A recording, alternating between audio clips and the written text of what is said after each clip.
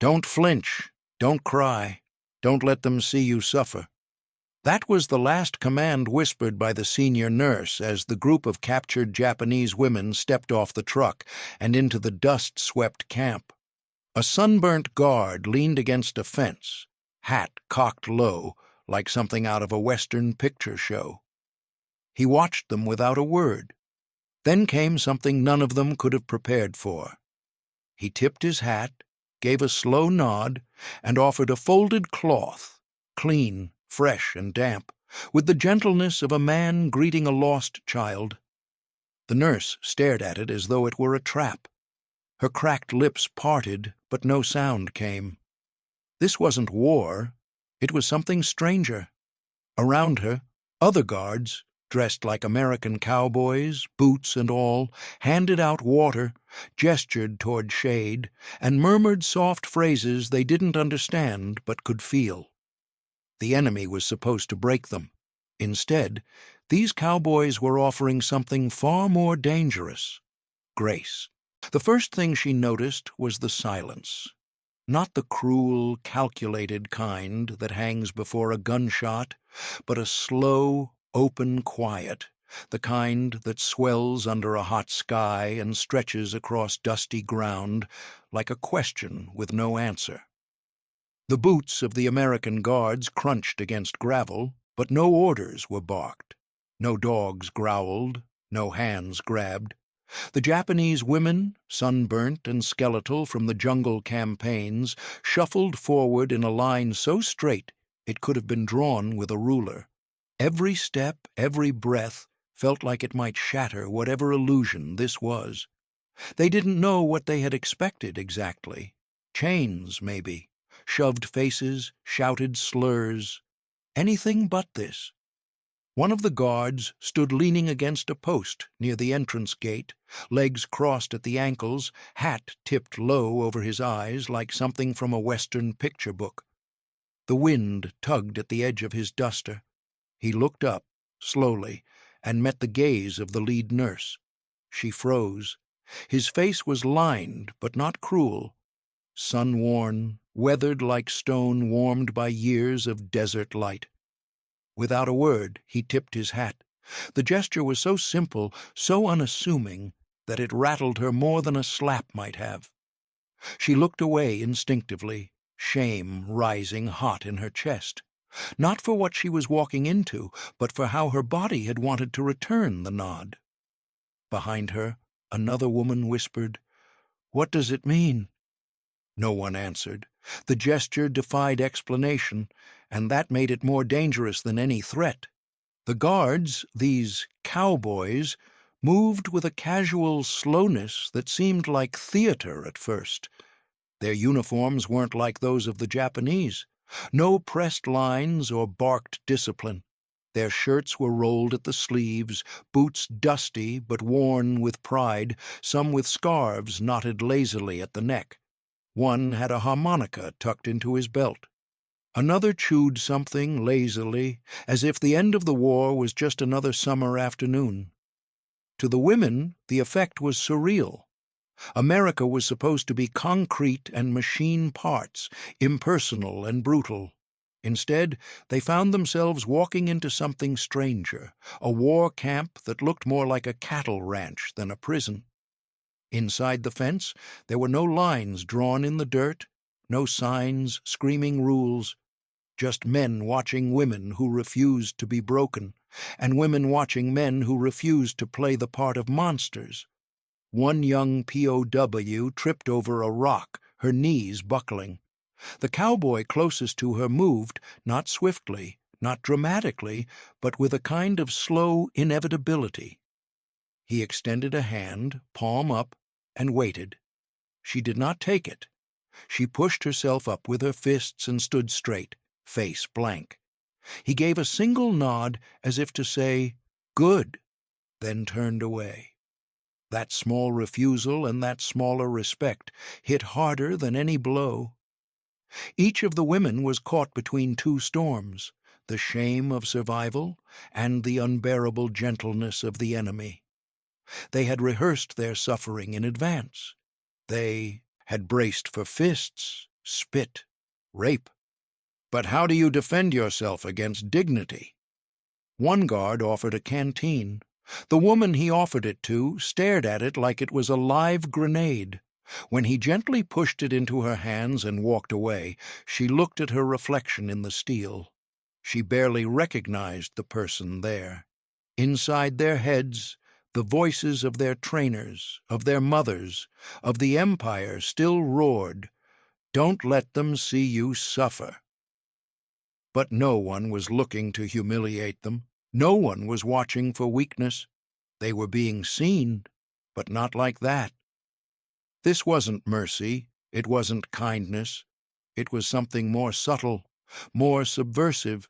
It was the realization that the enemy was choosing not to hate them, and that, more than pain, was what began to undo them. That night, inside the barracks, they said nothing. The air was thick with sweat and disbelief, and no one dared meet anyone else's eyes for too long. The silence wasn't empty. It pulsed with unspoken questions, a fragile attempt to hold on to whatever shreds of certainty they still carried. For most of them, it wasn't the fear of what the Americans would do next. It was the deeper fear of what had already started to unravel inside. They had been trained for every possibility except this one. In a facility outside Kyoto years ago, a young nurse remembered sitting cross-legged with a dozen others in the shadow of a stone monument. An officer stood before them, quoting verses from ancient texts about honor, sacrifice, and the shame of surrender. She could still hear his voice like it was burned into her marrow. "Better to rot nameless in a ditch than be fed by the enemy. If you are captured, you are dead already." They recited those words like prayers, over and over, until their meanings dulled into muscle memory. That same nurse now lay on a wooden bunk in Texas, pressing her hand to the side of her abdomen where shrapnel still sat beneath the skin. It throbbed, sharp and ugly, the reminder of a shell that landed too close near Saipan. Back then, she had wrapped the wound herself, teeth clenched, and told no one. To complain was weakness. To ask for help, treason. But in the camp, the pain refused to be ignored. The fever came next, then dizziness. She collapsed during roll call. When she opened her eyes, it was to the sight of a man kneeling beside her, one of the cowboys, a medic, though he looked more like a ranch hand, sun-baked and tired. He didn't speak, just pulled a stool over, rolled up his sleeves, and began unpacking a field kit with the kind of calm that made her nauseous. She flinched when he touched her.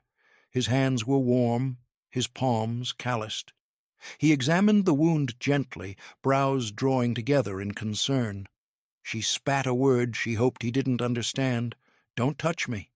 He didn't flinch, just gave a slow nod as if to say, "I know." Then he held up a small bottle of morphine and gestured. A question. She refused. Her pride screamed louder than the wound. But when the scalpel came out and he began to clean the site, her body betrayed her. She gasped, arched, nearly cried out, but stopped herself just in time. She stared at the ceiling, willing herself into stillness. And still he worked, silently, quickly, not like a man punishing an enemy, but like a father stitching a daughter's skin.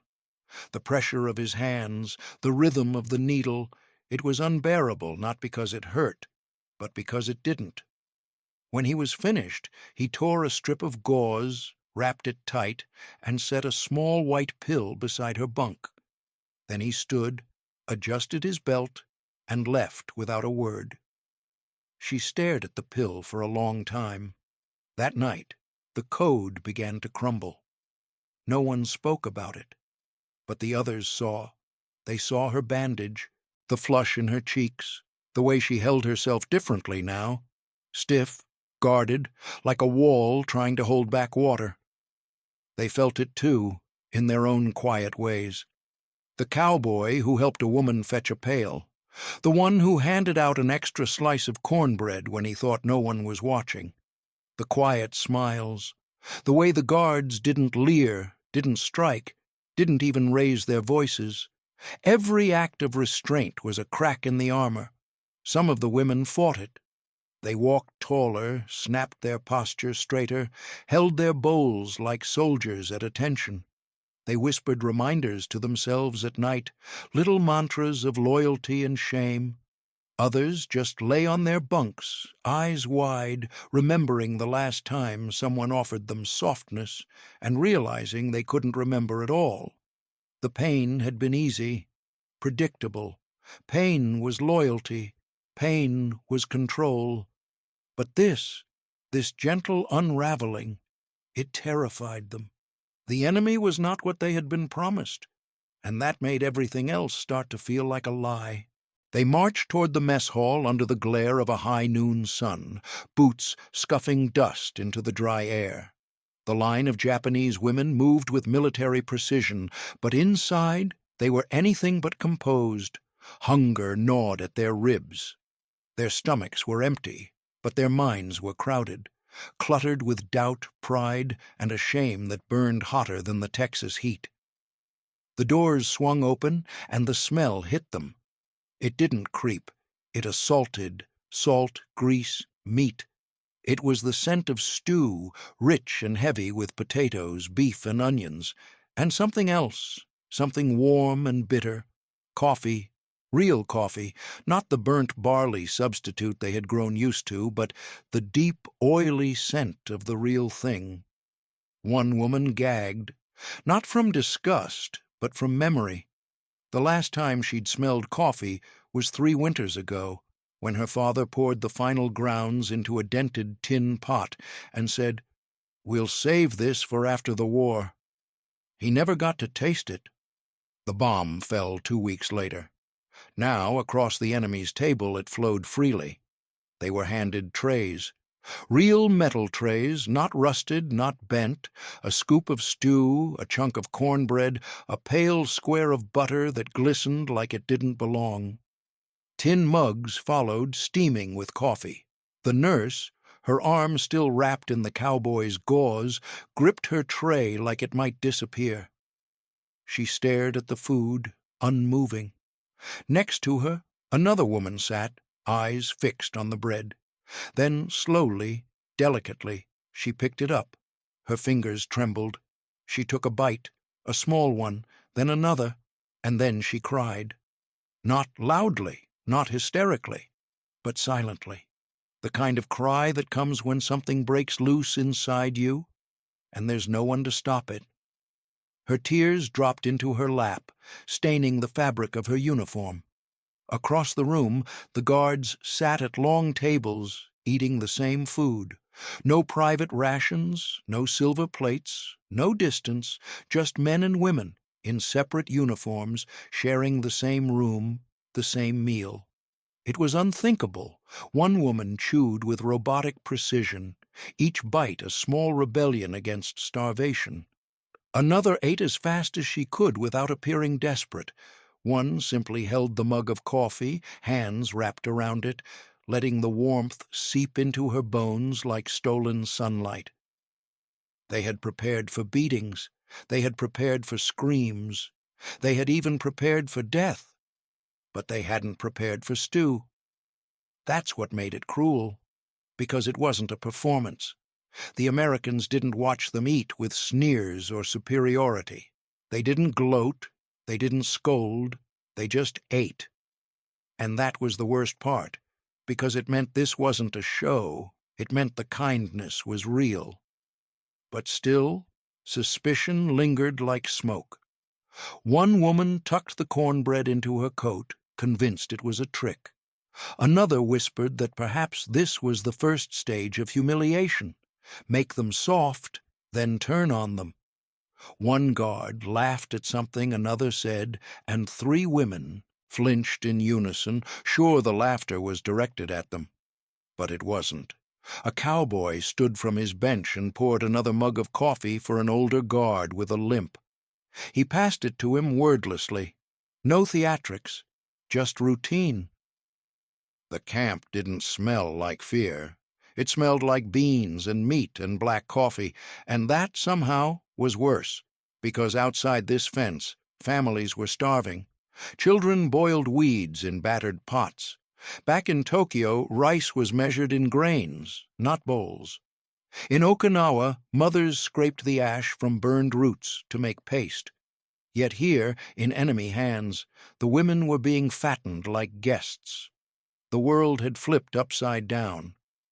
What had once been the ultimate shame, capture, was now lined with warmth, food, even mercy. It didn't make sense, and it didn't have to. All they could do was eat, and wonder what it meant.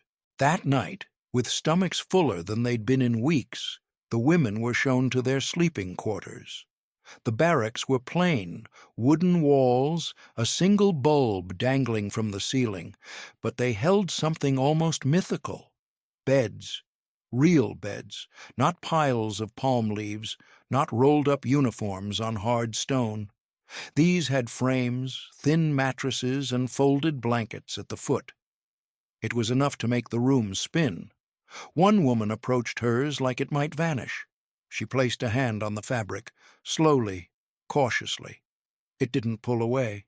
She sat, then immediately stood again, sat once more. The blanket felt soft, too soft. She curled her fingers around its edge and held it like something sacred. No one spoke. The barracks were silent except for the shuffle of hesitant footsteps and the creak of beds as women lay down one by one, unsure if they deserved to.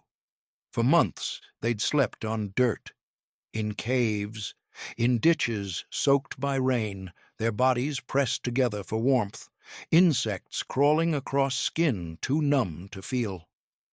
They had trained themselves to rest with one eye open, to hear footsteps before they came, to flinch at shadows. Sleep had been a weapon they could not afford to surrender. But here, in the hush of this strange American prison, there was no barking, no cold ground, no threat looming in the dark. Only the low hum of electricity and, just outside, a cowboy guard walking his post, humming an old tune that floated through the open window like a lullaby. One woman wept quietly into her pillow, not because she was afraid, but because she wasn't.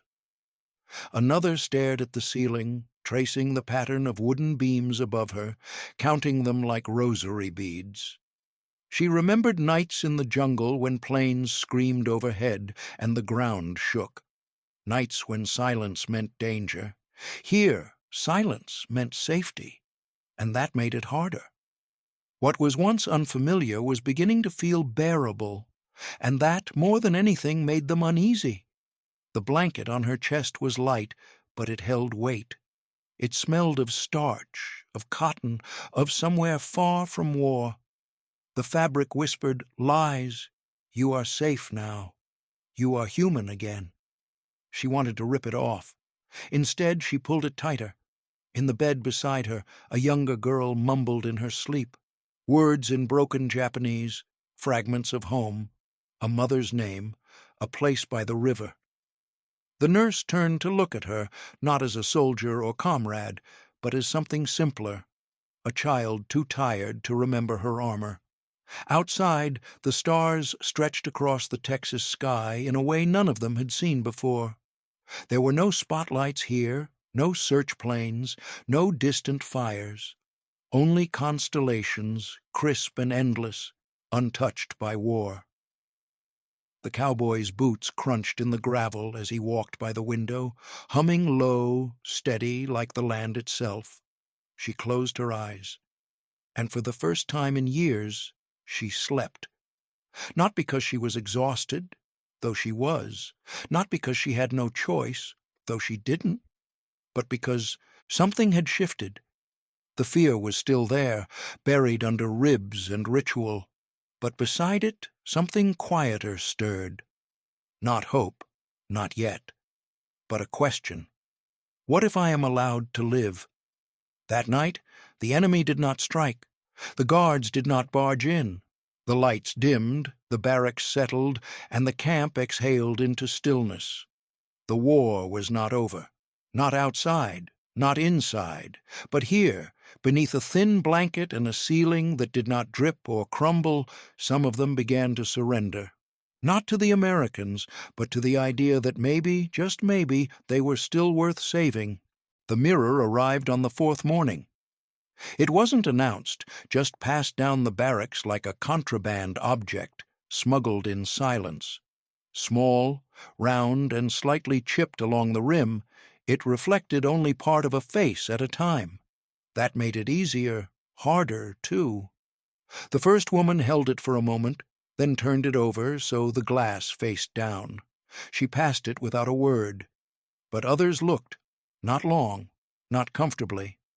A quick glance, as if staring too long, might summon something they weren't ready to see. One woman gasped, not out loud, but a sharp intake of breath that echoed in her throat. Another muttered, "I didn't know I was still here," tracing the lines on her face like they belonged to someone else. The war had erased them. Jungle, hunger, infection, grief. They had worn masks of survival for so long that identity had become a memory. Names had become dangerous things, useful only to be forgotten if captured. But here, in this strange American place where their enemies wore cowboy hats and handed out soap, names were spoken aloud again, not shouted, not numbered, spoken. The guards had been given rosters, but instead of just using numbers or anglicizing syllables into slurs, they really tried, to pronounce them correctly. Some even scribbled phonetic notes on the backs of their hands or on scraps of paper. A few asked the women to say their names aloud more than once, then practiced them quietly as they walked their rounds. It was disarming in a way nothing else had been. When one guard passed a woman carrying water and said carefully, "Kawamura-san," with an awkward smile and a nod, she nearly dropped the bucket. Not because he had said it well, but because he had meant to. No one had called her that in months. Not like that. Not with intention. The mirror circled again after supper. More women looked this time. One tilted it to catch more of her face. Another touched the corner of her mouth, surprised by how thin it had grown. A third turned away quickly, ashamed, not of the dirt or the bruises, but of the expression staring back. Fear, softened by something dangerously close to curiosity. They were beginning to see themselves, not as tools, not as nurses or messengers or failed warriors, but as people who had faces. The nurse, who had once wrapped her wound in silence, found herself watching one of the cowboys as he marked names off a list. He glanced up, nodded once, just once, and moved on. Not a leer, not pity, just acknowledgment. And it changed everything, because it was easy to hate cruelty, easy to resist humiliation. But what do you do with respect, especially when it comes from the hand you were taught to bite? That night, a woman combed her hair for the first time in weeks, slowly, tenderly, as if each stroke restored a part of her she hadn't realized was missing. Another woman folded her blanket with precision, not out of fear, but out of pride. The revolution wasn't loud. It came in, the form of eye contact, of a name spoken without mockery, of a mirror passed without judgment. The enemy wasn't trying to fix them. That would have been easier to reject. Instead, the cowboys saw them. And worse, they let them see themselves. And that, somehow, was more powerful than forgiveness. The notice appeared on the board the next morning, written in block letters and tacked with a single nail. Voluntary work, garden, kitchen, laundry? The word voluntary stood out like a loose tooth. A test? A trick? Some thought so and turned away without a second glance. Others lingered, eyes scanning the page, pretending not to care while their fingers itched for something, anything to do. They were trained to follow orders, not to choose. That was part of the shame. But now, to be asked, to be allowed, that was something different. The first woman to sign up was older, once a midwife, hands still trembling from memories of blood and smoke.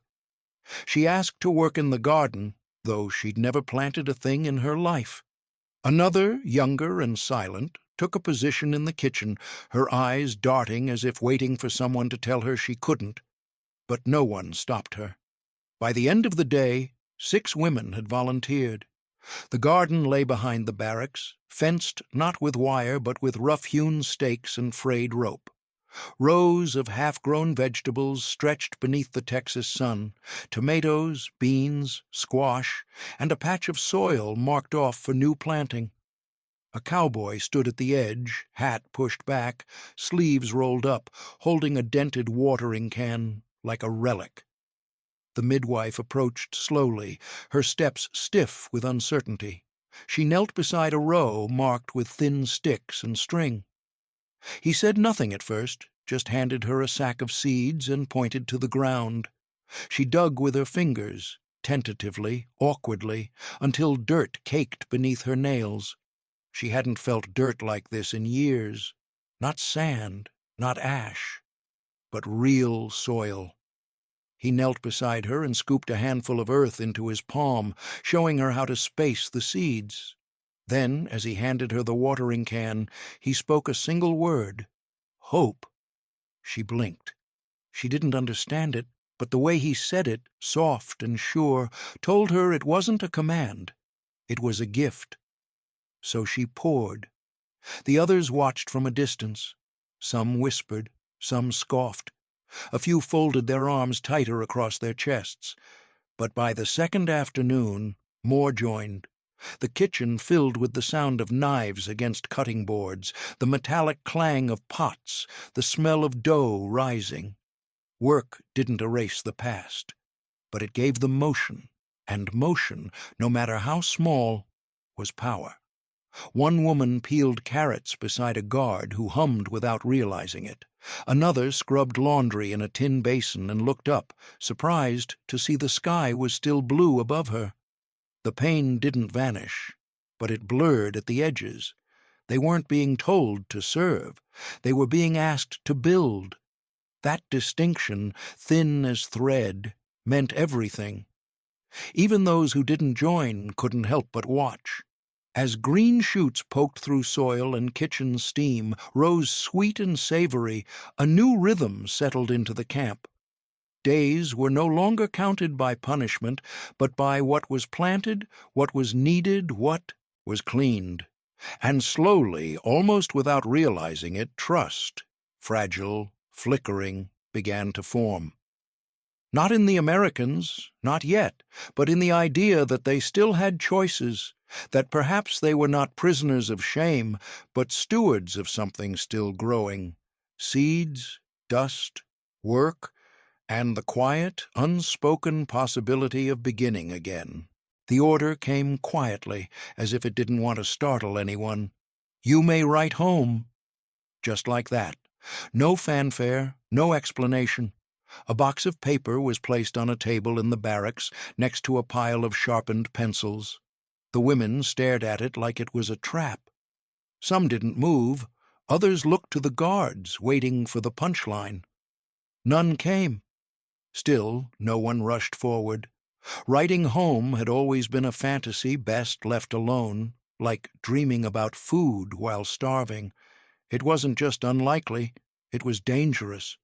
Letters meant vulnerability. Letters meant being seen, not just by family, but by eyes that watched from the other side. Everyone knew the censors would read every word. Back home, the Japanese government screened outbound and inbound mail, redacting what they deemed too soft, too unpatriotic. Any wrong phrase could mean punishment, not just for the prisoner, but for the family receiving it. But the pencils remained, and slowly, one by one, they were picked up. One woman sat on the floor, knees pulled to her chest, paper resting on a book across her lap. Her hand trembled as she gripped the pencil. Minutes passed before she made a mark, and when she did, it was only 3 words. "I am alive." She stared at it, not because she doubted it, but because she hadn't said it, not even to herself, until now. Across the room, another woman wrote with the frantic speed of someone cracking under pressure. Her sentences were scattered, messy, like thoughts escaping a flood. She didn't ask if her brother had survived the raids. She didn't mention the last time she'd seen her home. She wrote instead, "They wear hats like in the movies. They fed us beans. It was all true. It was all absurd. And that was the only way it could be said." One woman couldn't write at all. She held the pencil, stared at the paper, and imagined her mother's face. But the moment she tried to form a sentence, the words collapsed in her throat. What could she say? That the enemy let them sleep on mattresses? That the enemy gave them mirrors, coffee, bandages? That kindness felt more dangerous than war? No letter could explain that. Some wrote pages, some folded their sheets and tucked them under blankets, unfinished. Some never picked up the pencil at all. What surprised them most wasn't what they wrote, it was what they realized as they tried. Home was no longer a place. It was a phantom, a version of themselves that had stayed behind, untouched, waiting. But now they were here, behind fences, eating stew, speaking English words under their breath. They were changing, and the letters made that visible. Each word was a confrontation, a confession, not to their captors, but to themselves. "I planted carrots today. They call me by my name. It doesn't hurt like I thought it would." They weren't declarations of surrender. They were maps, small ones, tracing how far they'd drifted from the shoreline of who they used to be. When the guards collected the papers, there was no smirk, no ridicule, just a nod, a stack of envelopes placed into a canvas bag and carried away. No one knew if the letters would ever reach home, but maybe that wasn't the point. Maybe writing them was enough. To put truth on paper, even if someone erased it, to whisper into the void, "I am still here," and to realize, perhaps for the first time, that someone might be listening, even if that someone was themselves. It began with a single note, thin and wandering, drifting across the camp like a question no one had thought to ask. The women were already in their bunks, the barracks dim, the air heavy with the aftertaste of beans and memory, when the sound slipped under the door and into their chests. A harmonica, bent and lonely, not loud, not proud, just there. One woman sat up, unsure if she was imagining it. Music was not meant to exist in places like this. Punishment camps did not sing. Cages did not hum. She held her breath and listened. The tune wavered, found itself, then stretched out beneath the moon, carrying with it dust, distance, and a kind of longing that didn't belong to any one country. Outside, near the fence line, a small fire crackled low. The cowboy guards sat around it, hats tipped back, boots stretched toward the heat. One played the harmonica slowly, eyes half closed, while another tapped time against his knee. No one was watching the women. No one was performing. It wasn't meant for them at all. That was what made it unbearable. Inside the barracks, a tear slid down one woman's cheek before she realized she was crying. She didn't wipe it away. She just listened. The melody wrapped around her ribs and pressed gently, like a hand reminding her she was still breathing. "We had songs, too," she whispered. The words surprised her. They tasted old, forgotten. She remembered evenings before the war, neighbors gathered, someone plucking a shamisen, voices rising together. Music had once meant home, Then it had meant marches, then silence. Now it meant this. The harmonica faltered, then shifted into another tune, slower, softer. A song about wide land and empty roads, about leaving and not knowing if you'd return. The women didn't know the words, but they knew the feeling. Loss did not need translation. One of them began to hum. It was barely audible at first, a thread of sound trembling in her throat. She stopped, heart racing, waiting for punishment. None came. The humming returned, steadier this time. A lullaby her mother used to sing when the nights were loud with wind. Another woman joined her, then another. They didn't sing loudly, they didn't sing proudly. They sang like people remembering something fragile. The voices wove together, hesitant but real, slipping through the cracks of the barracks and drifting toward the wire. Outside, the harmonica paused. The cowboy playing it lifted his head. He didn't stop them. He didn't speak. He simply listened. Then, carefully, he began to play again. This time, softer, slower, letting the two melodies rest beside each other without trying to dominate. For a moment, the fence disappeared. Not physically. The wire still gleamed in the moonlight. The guards still wore rifles. The women were still prisoners. But something older than war stirred in the space between them. Something that didn't belong to emperors or flags or codes of honor. Art. It was the most dangerous thing that had happened yet. Food could be rationed. Work could be explained. Letters could be censored. But music? Music slipped through every crack. It asked no permission. It reminded them of softness, of childhood, of love without conditions. It broke centuries of ideology with a single breath. When the song ended, no one clapped. No one moved. The fire popped once, sending sparks into the dark. The harmonica lowered. The women lay back on their bunks, eyes open, chests tight, changed in ways they didn't yet have words for. That night, sleep came slowly, not because of fear, but because their minds were alive with memory and possibility. And if you're feeling this story right now, if this moment under the wire is reaching you, take a second. Hit that like button. Leave a comment below and tell us where you're watching from. Stories like this only live if they're shared. The change did not announce itself. There were no speeches, no raised fists, no shouted defiance.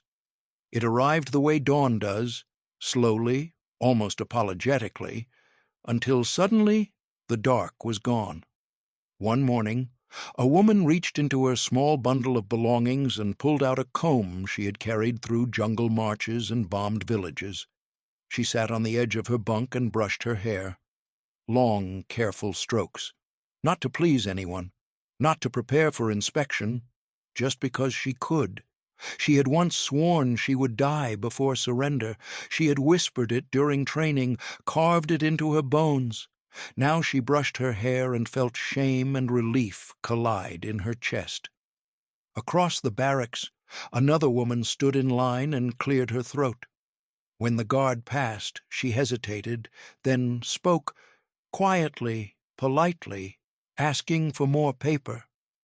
The request felt obscene. Asking for anything felt like weakness. But the guard nodded and brought her a fresh stack later that day.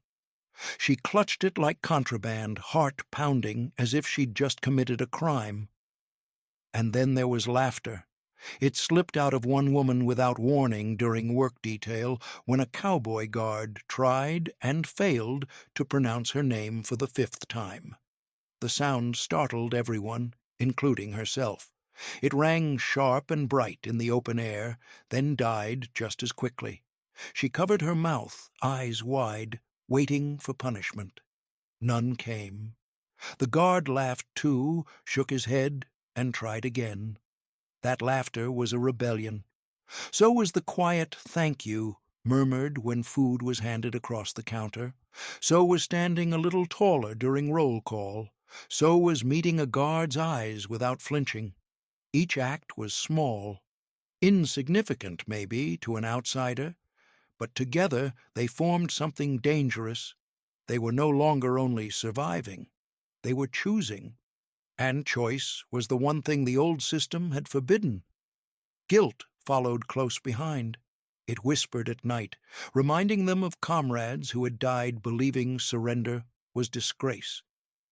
It conjured images of mothers starving, brothers marching into gunfire, children digging for scraps. How could they accept warmth while others froze? How could they heal while the world still burned? Healing felt like betrayal, and yet grace kept arriving anyway. The cowboys did not lecture them. They did not demand gratitude or allegiance. They simply showed up, day after day, with the same quiet consistency. They fixed broken fences. They shared jokes among themselves. They corrected names gently instead of mockingly. They treated the women not as symbols of an enemy empire, but as individuals caught in a war too large to make sense of. That constancy mattered, because it stripped away excuses. It made hatred harder to maintain. It forced the women to confront an uncomfortable truth. The enemy was not trying to break them. The enemy was letting them rebuild themselves. One afternoon, a woman returned from kitchen duty with an extra apple hidden in her pocket.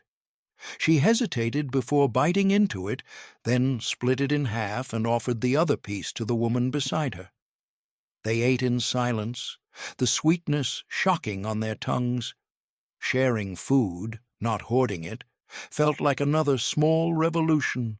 At night, conversations shifted, not about escape or death, but about gardens, letters, songs, about whether the carrots were growing, about how strange coffee still tasted, about whether it was possible to go home and carry this version of themselves with them. They did not call it resistance, but that's what it was. A refusal to disappear, a refusal to hate themselves as they had been taught. The cowboys did not lead this revolt. They barely noticed it happening. But they made it possible by doing the most radical thing of all, treating prisoners like people even when it cost them nothing. And in doing so, they helped these women reclaim something the war had tried to erase. Not honor as defined by death, but dignity rooted in life. The trucks rolled in just after dawn, engines grumbling beneath a sky too pink to feel real. The women stood in formation, bags in hand, silence clinging to their collars. They had known this moment was coming. Still, no one was ready. Behind them, the camp stood still, fences casting long shadows across the dirt, barracks quiet, a harmonica lying forgotten on a stool. One woman clutched her blanket, threadbare now from months of use. She didn't need it anymore, not where she was going, but her fingers wouldn't let go. Another folded a letter she had never sent and tucked it into her blouse. It wasn't addressed. It wasn't finished. But it was hers. The guards, the cowboys, stood at a distance, some with hats in their hands, some just watching. No orders, no ceremony, just a kind of awkward reverence, like men seeing off ghosts they had grown used to. The women climbed into the trucks without a word. As the camp shrank behind them, the air grew thicker. Every mile closer to home felt like a step into a different kind of prison, the one they had carried with them all along. Japan had lost the war, they knew that much, but they didn't know what waited. Cities turned to ash, families lost, friends dead or worse. Would they be welcomed, judged, forgotten? The shame came roaring back before they even crossed the ocean. Not shame for surviving, but for surviving well, for eating beans, for sleeping beneath blankets, for laughing, God laughing, while others had died with honor. Their memories of America tangled into a knot of contradiction. It was not paradise, it was not punishment, it was something else, something mythic. They had expected cruelty. They received music. They had expected humiliation. They received eye contact. They had expected to vanish. Instead, they were seen. But how could they explain that? How could they say they had come to feel something dangerously close to gratitude, even affection? They had not been freed. Not really. Their return was not triumph. There were no medals waiting, no headlines, only ruins, and in those ruins, silence. The kind that demanded explanations they didn't know how to give. Some would speak of the camps. Most never would. One woman, years later, would tell her granddaughter, "The Americans called me by name." That was all. And somehow it was everything, because what the cowboys had given them wasn't forgiveness. That wasn't theirs to give. It wasn't even freedom. That would have to be earned elsewhere, over time, in the long rebuilding of both body and spirit. What the cowboys gave them was harder to define. It was the unbearable gift of being seen, not as enemies, not as prisoners, but as human beings, flawed, frightened, and still alive. The trucks rumbled on. Behind them the camp faded into the dust. Ahead, Japan waited with its ghosts. But inside, each woman, something had shifted, a seed planted, a song remembered, a name spoken gently. And though the world might never understand, though history might never write down their stories, they carried with them a quiet revolt, a refusal to be erased, a whisper of dignity born not from flags or victories, but from the simple radical mercy of being treated like they mattered. If you've stayed with this story until now, thank you. If it moved you, please hit that like button and leave a comment below telling us where you're watching from. These forgotten stories deserve to be remembered and shared.